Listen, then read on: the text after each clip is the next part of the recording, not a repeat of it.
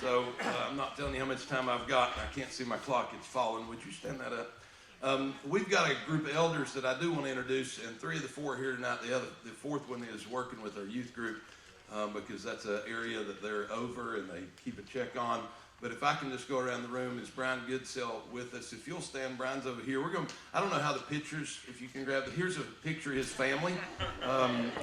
And this is, every time you'll ever see a picture of Brian, this is his look, okay? I don't care where he goes. I don't care what. That's a UT game. And yeah, go UT, go Vols, beat Bama next week for all my Bama fans. All right.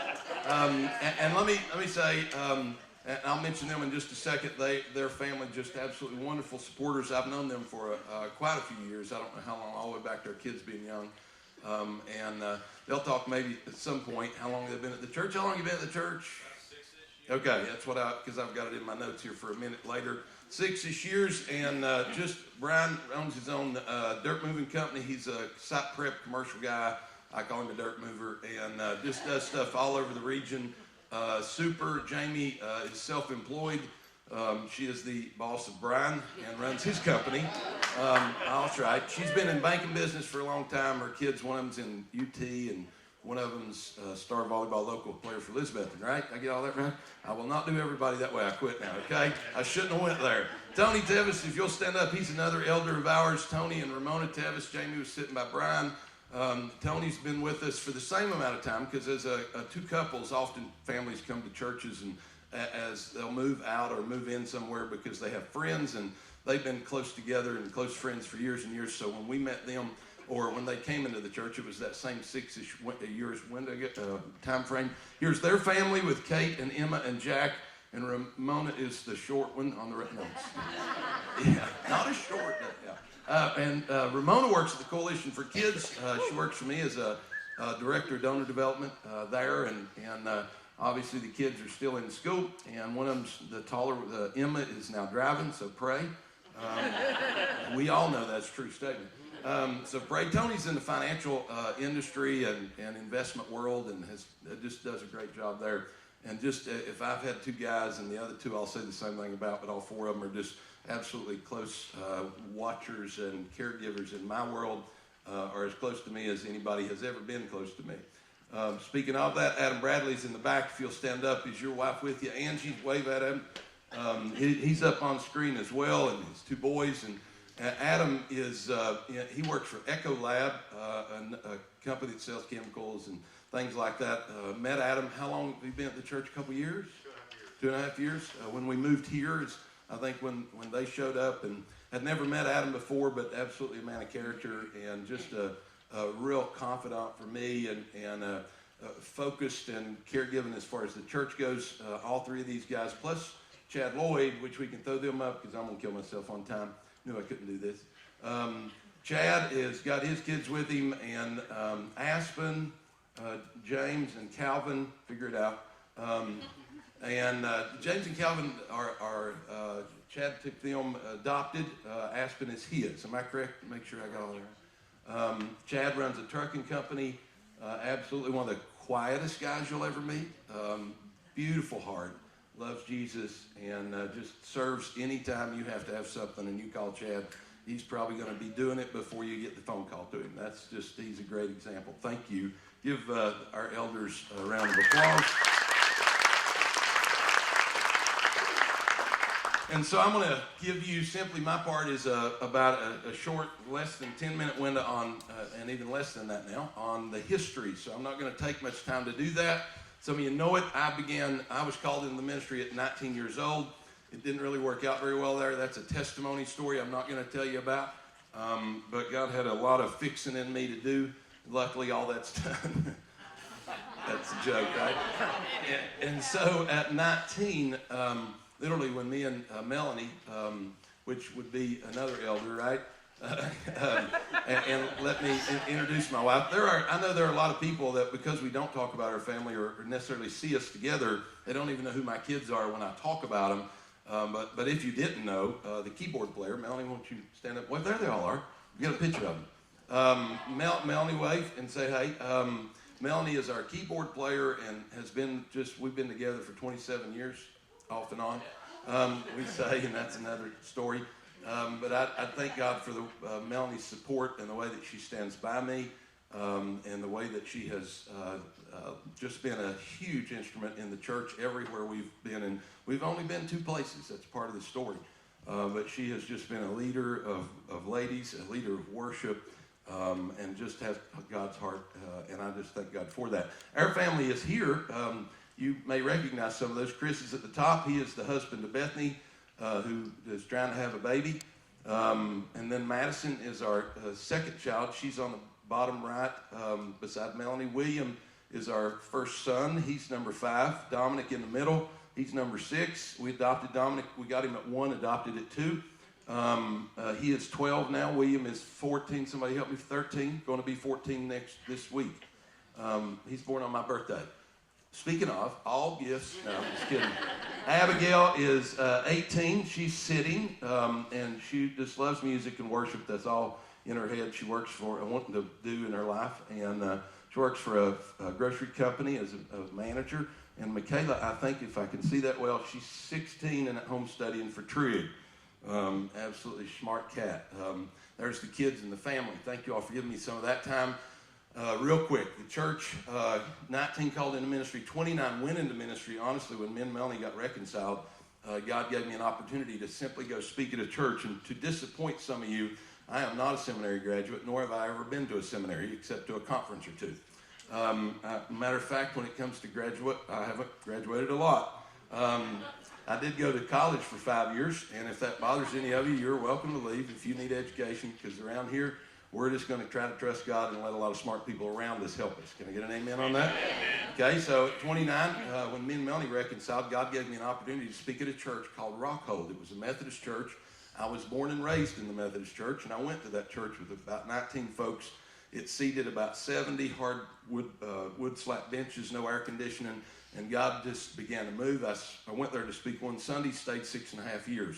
In that 6.5-year window, God just changed lives left and right. We saw people get saved left and right. The church grew, and it grew to 20 to 40 to 60 to 80, up to about 160 folks, multiple services in this little bitty old white country church. Looks like the Waltons and Little House on the Prairie. Still there doing the same thing today.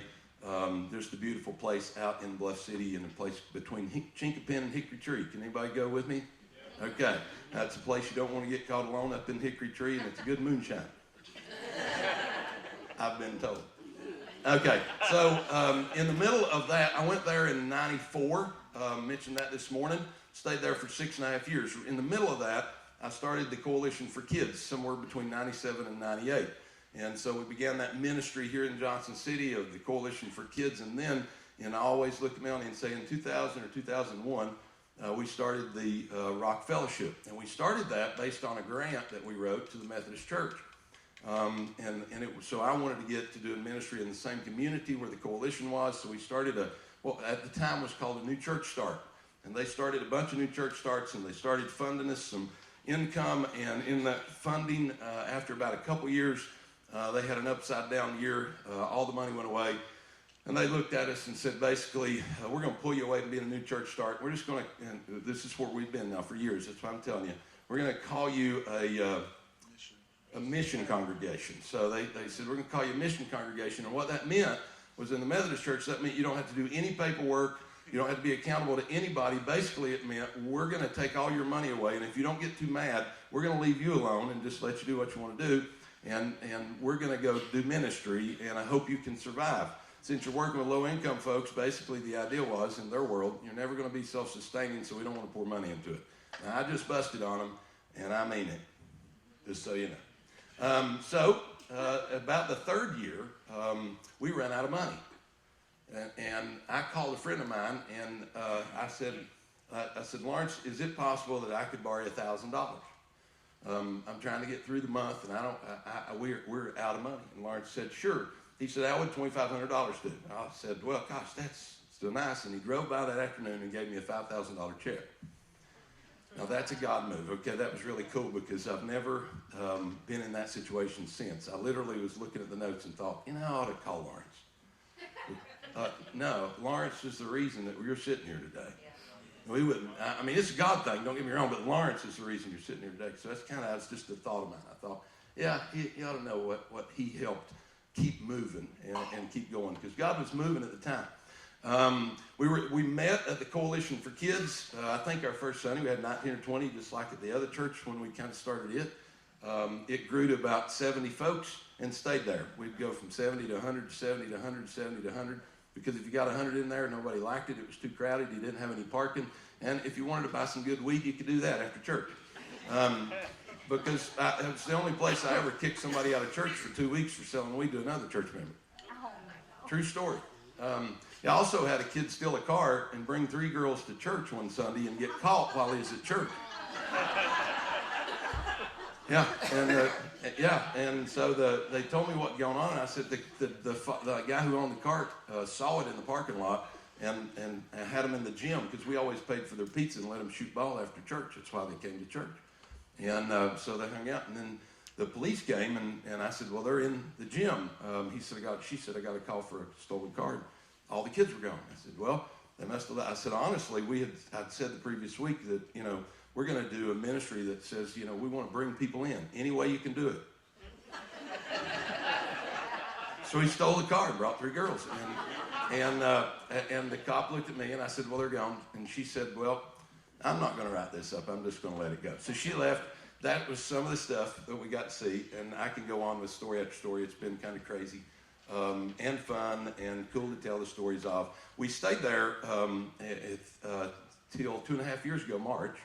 Again, I'm not good on dates, but I was just kind of remembering some of these things. Stayed there, and when we came here, basically we had 70 folks. Let me tell you why we came real quick. Because when the Tevises and the Goodsells came, for probably 10 years, I had dealt with needing leadership and not having core leadership around me.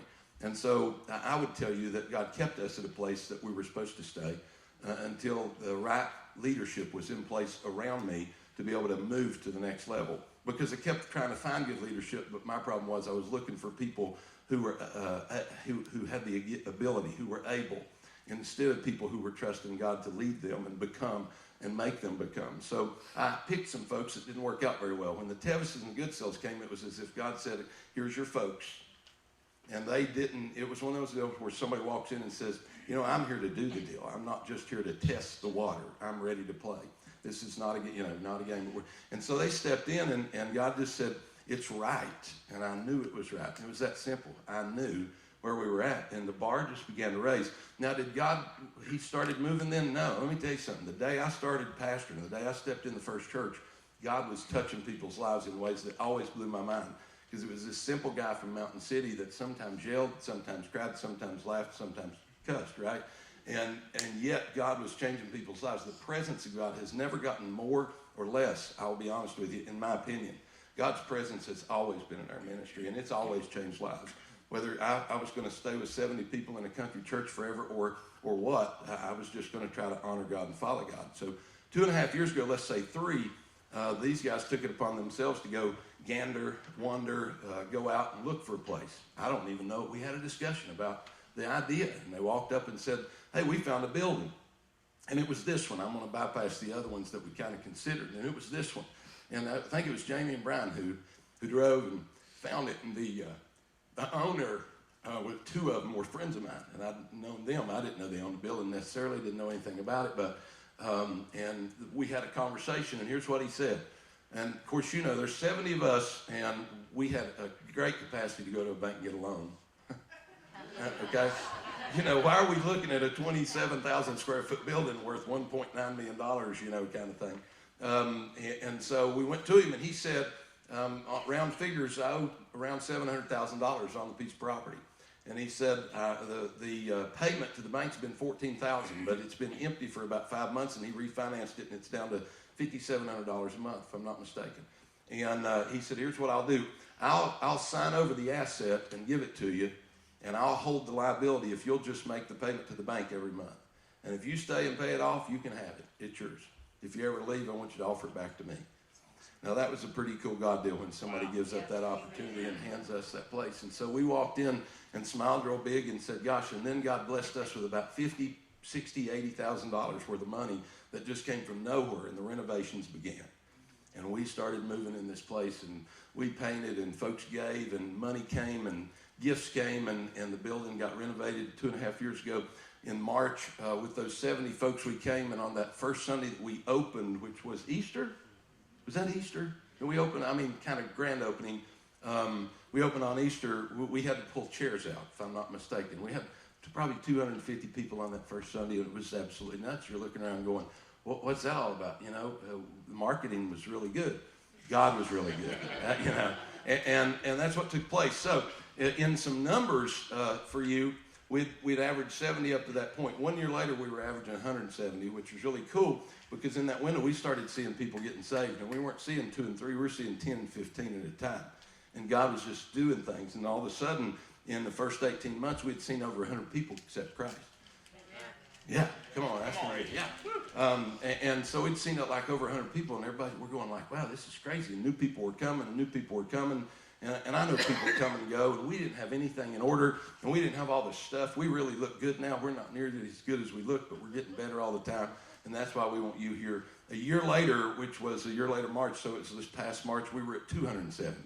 And so God went from 70 to 170 to 270, and that's where we're at. We've been just moving in that place ever since then. We're in October now. The church is full. We've knocked down the wall. We can seat 400. It's just a crazy God thing. The presence hasn't quit. If anything, I will tell you the presence is spreading, because I want to say spreading rather than getting bigger, okay? Because people are starting to engage his presence and realize that coming to church is not about when you leave talking about anything except the presence of God. Amen. I experienced the presence of God when I left. And so at that point, oh, by the way, January of this year, we made a decision to leave the Methodist Church, for all of you who are real nervous right now. And so we left the Methodist Church in January of this year and became a non-denominational church, and the presence stayed. I called him and told him. Just so you know. So it wasn't them all along. I think that's my time. I will tell you that we have operated forever the same way in a sense, and that is, oh, please God, let us be free enough to not just say we're following the Spirit, but truly allow the Spirit of God to lead us as we go through a service of time, not in this setting as much as in the worship setting when we're down there on Sundays, because God's got an ability to speak to people, and people aren't used to hearing directly from God. And we believe he does it all the time. So we want to have the window to say, God's given me a word, and I'm going to give it to the congregation and the people. And so that's why I'll come up sometimes and do what I do. And God leads the worship team, and Melanie has always been, as Bill has now joined, a leader of that, and the desire to just let God move in that worship time, because many folks will put down on their paper, what do you like most about the Rock? And they'll talk about the praise and worship. And they'll talk about the presence of God. And of course, most people talk about the teaching. Amen. So anyway, I'm going to stop there. We got